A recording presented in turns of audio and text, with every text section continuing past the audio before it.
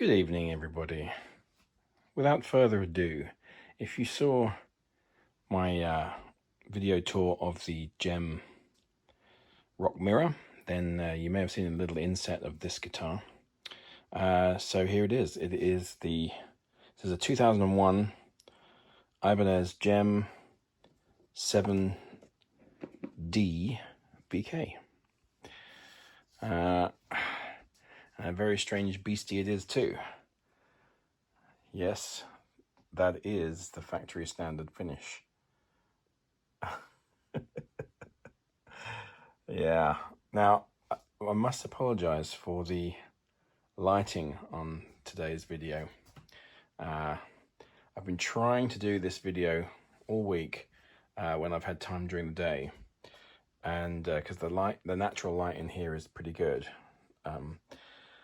And it just hasn't happened for one reason or another. And so I've had to do it with at night with artificial lighting, and it's a little bit not so good. Anyway, you get the idea, and I apologize in advance for any sort of flares or stuff like that that's going to happen when I get close to the reflecty bits. Anyway, so this is a 7D. DBK we generally refer to these as. The BK is just the black, the color reference, but it's a Jem 7D.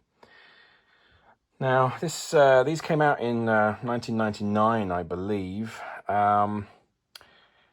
although this is a 2001 example.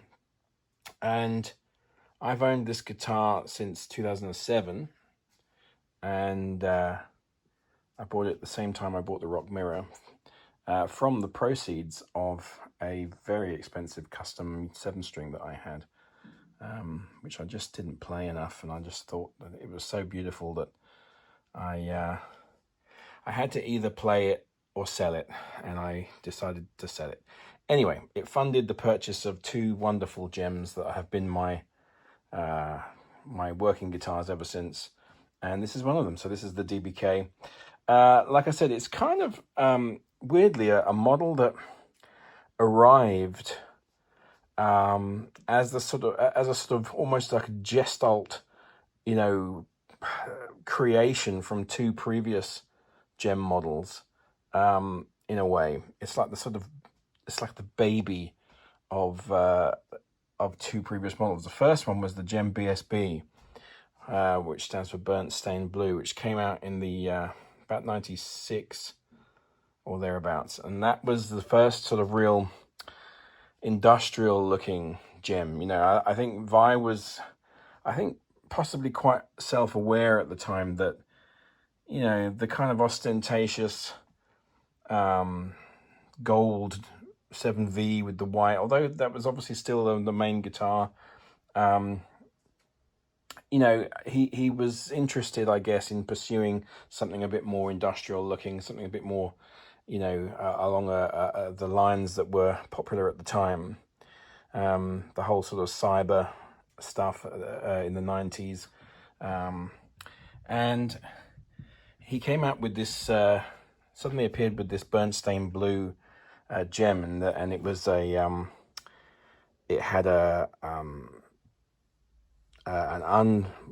no clear coat on the body, and then they burnt it with a blowtorch randomly. Each one was different.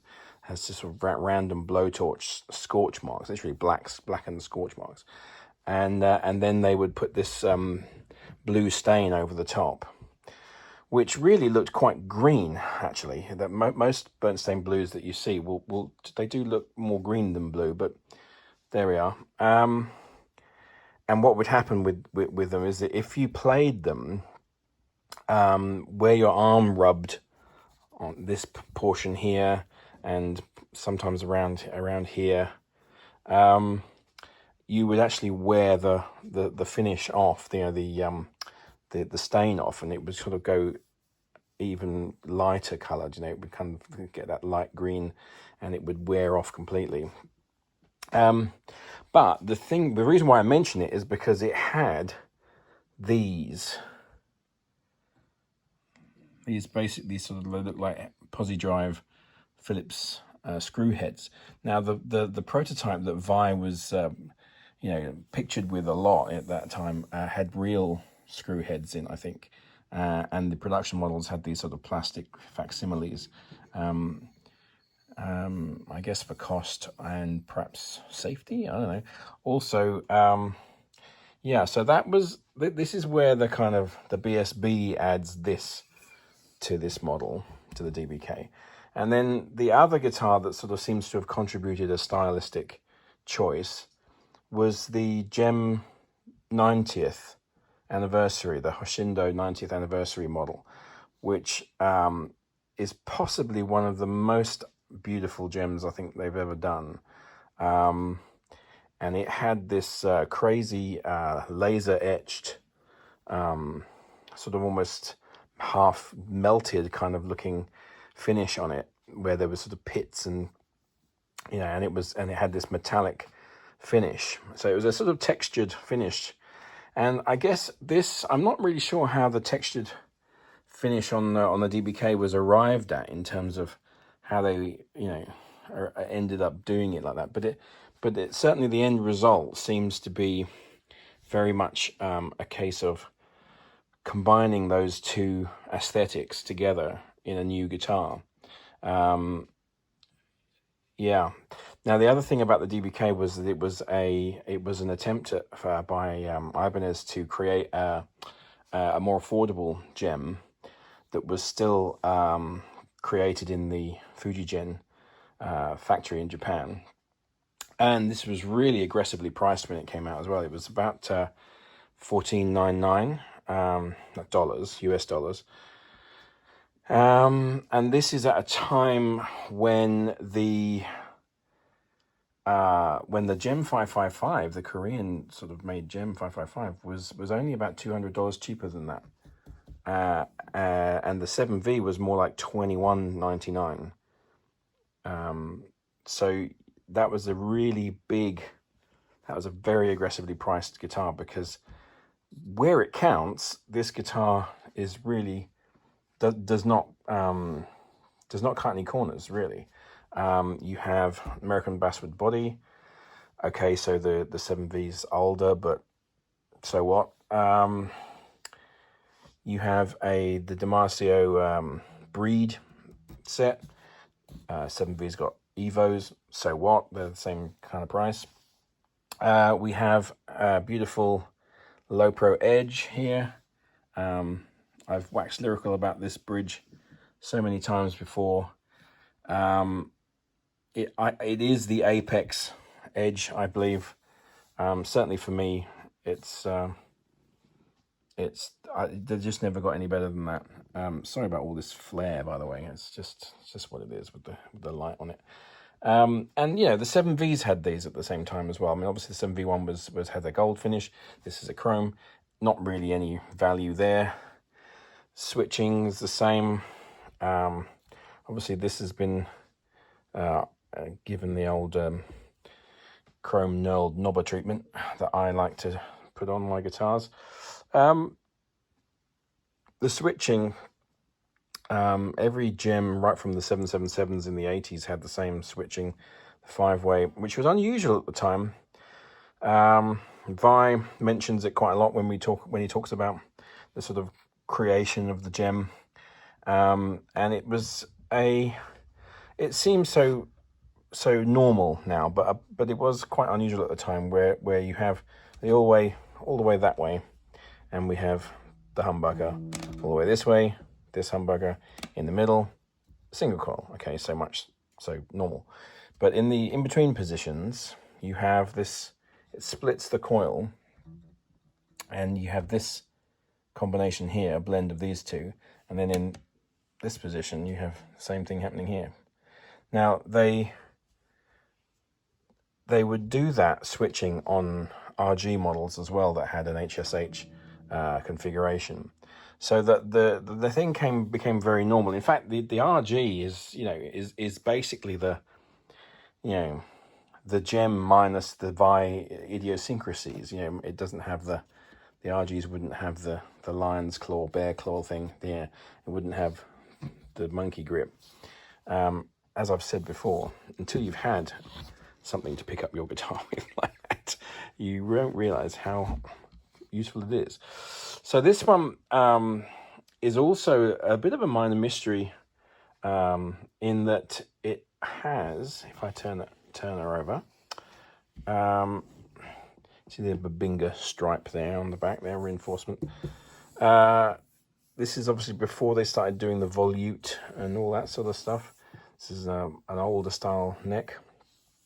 So as you can see, if I zoom in here, we have a Buzz Fightin' sticker with a number. Now, the reason why a guitar would have that is if it has been fitted with a Buzz Fightin' compensated tuning system, which on closer inspection, this has, I believe. Now, the thing with that is that normally on a normal sort of guitar, what they would do is they would just swap out the nut for a compensated one, usually called a shelf nut.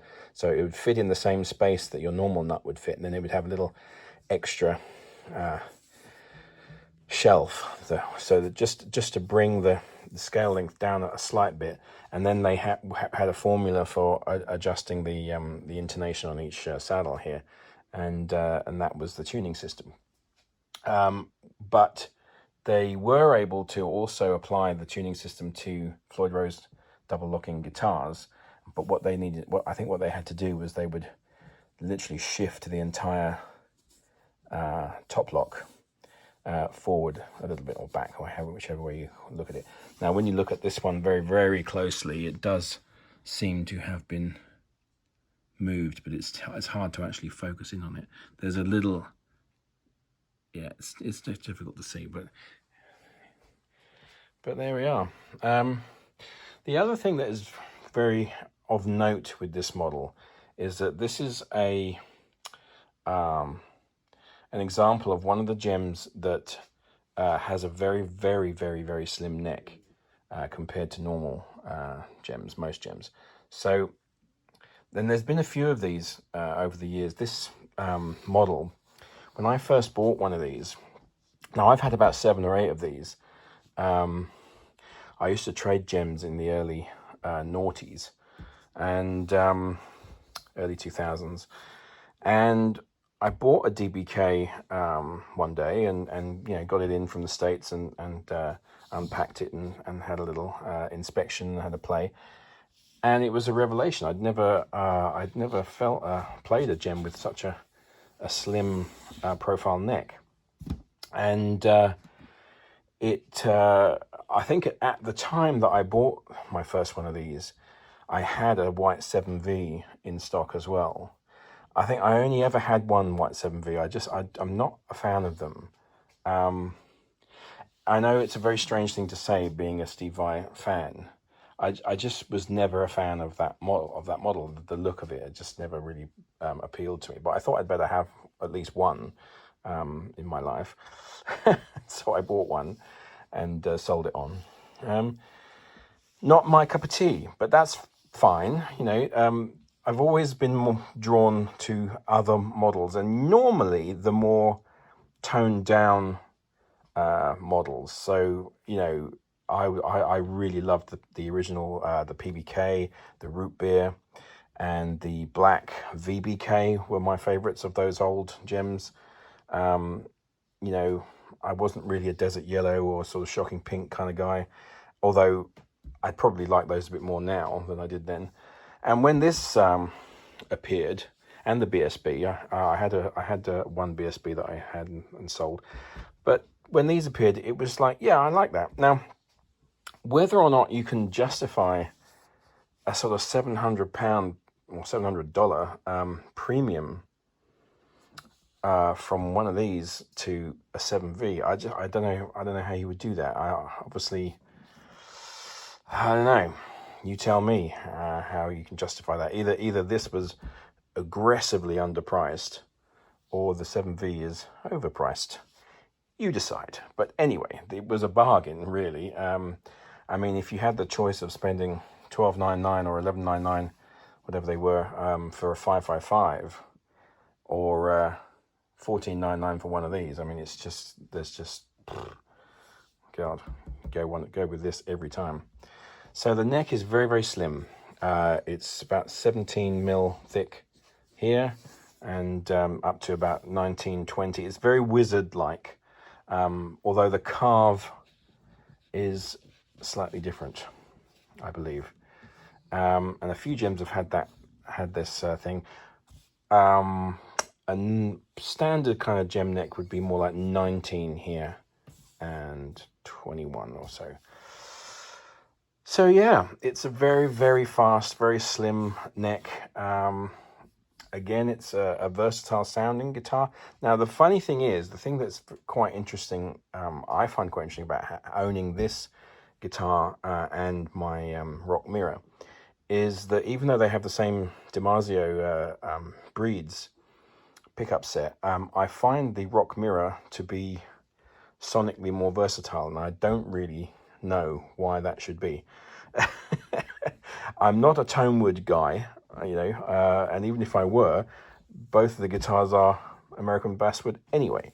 So the only real difference there is the sort of rosewood neck, whereas I think the Rock Mirror is either ebony or it's a very, very dark rosewood. But I don't know. Anyway, it's a marvelous guitar, and the finish sort of extends to all the way around, as you can see. Now, these were, again, as I said, they're all unique. Now, like I said, I've had about 7 or 8 of these over the years. Obviously, I've had this one the longest, because this became an actual sort of stage guitar for me, whereas the others were just passing through. And the finish is the sort of textured finish is very variable. Some of them they're all different, and some of them are sort of more attractive than others. This one I found I like the fact that it was quite uniform. It seemed to be comfortable in its own weirdness, whereas some of them seemed a little bit like ugly, But anyway, it's a marvelous guitar. It's showing a little bit of wear now, obviously, but it's a 2001 Jem 7D, and yeah, what a lovely thing. It's not as eye-catching as the Rock Mirror, perhaps, or at least not in quite the same way. Some people hate it, some people love it. I love them. To play, they are absolutely wonderful. But it does depend on what kind of player you are. I think if you are the sort of person who, not necessarily a shredder. I'm not a shredder, really. I'm not that kind of guy, really. And but I do like a slim neck, and there's a lot of stuff that I would do on a guitar like this that where I would have the sort of thumb on the back of the neck rather than wrapped over. But I do a lot of wrap over as well. But I like it, But however, if you if you're a guy who likes a bit more chunk behind your hand, something that really fits the contour of your hand and is a more sort of C shape, then you might find this a little bit uncomfortable, because it is very, very slim. I love it. And like I said, it was an absolute bargain at the time when it came out compared to the 7V. I mean, you could buy one of these and a decently spec'd RG for the price of a 7V when these came out. Bizarre. Anyway, so thank you very much for indulging me in my twaddle, and I hope you like this guitar. These cases, by the way, my favorite Ibanez cases of old, the old UV 1000 cases. The only thing better than the UV 1000 case like this is a UV 1000 case with the pink lining that they used to have. The older Jems would have those. Yeah. Oh, one more thing. I've got a little thing in here. Let's just lift that up. Now this is a little bit of history. I've never fitted this to a guitar. I've never had a Jem or RG that I've wanted to put it on that I've found it goes with. It really doesn't. I don't like it on this guitar, but this is a original Swirled Pickguard that was made by the legendary Herc Fade, and I bought this from him in the very early 2000s. He sadly passed away, I believe, recently, and I bought this and maybe 2 or 3 others from him, and this was the one that never found a home. I never had a guitar that I wanted to put it on and sell, and I've sort of toyed with the idea of putting it on this guitar, but I'm such a sucker for the sort of mirror stuff that it wasn't my aesthetic. But what a beautiful thing, and it is actually absolutely gorgeous. And when you examine it closely, it's very nicely done. And he was a genius. I also have a replacement mirrored one here, but this one's got a little damage. I don't know, so I've just kept it ever since. But there we are. Polishing cloth, kind of, yep, sort of something that you need with one of these, just for the mirror scratch platey bits and the chroma bits. But you know, this is a working guitar much more so even than the rock mirror, even though the rock mirror is my main guitar. Go figure. So there we are, the 7D. I'm not sure how long they made it for. It was a good few years that they did it. I mean, yeah, came out in 99. This is a 2001. I'm sure they were doing them for years after that. It was the bargain Jem, absolutely best thing that they did in terms of pricing, and while still maintaining the quality and the fact that, you know, like I said, that where it counts, it's no different from a Jem that was £700 more, $700 more. Weird. Anyway, thank you guys for checking this out. I hope the light wasn't too bad. I'm going to do a little video on my custom Jem next, I think, just to get the gems out of the way that I've got. And then we might move on to something else. But yeah, enjoy. This is, it's been quite cool kind of talking about these things. I get a sort of stream of consciousness sort of thing going on when I start waxing lyrical about gems. The history of this one is quite interesting. I wish I still had a BSB or a Jem 90th. I had both of those once upon a time from when I was trading, and they are both stunning guitars.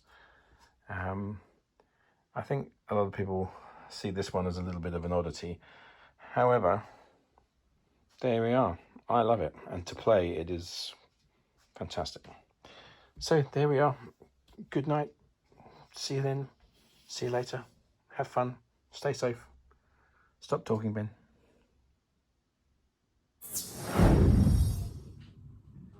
Hi folks. Thank you very much for watching my video, and I forgot to say, hit like, hit subscribe. Hello Talia. Sorry about that. That's all right. Oh my goodness, I got the other little monster as well. Oh, hello. And the other one's out. Yes, the other one's out on his bike. Boo, boo, boo, boo, boo, boo, boo. I can't open this. What? Oh, this. Well, Okay, there we are. never mind. So, thank you for watching the video. Like and subscribe. Yep. Let me know if you want to see any other guitar tours. I'll run out of guitars sooner or later, won't I? We only got like 8,000. See ya.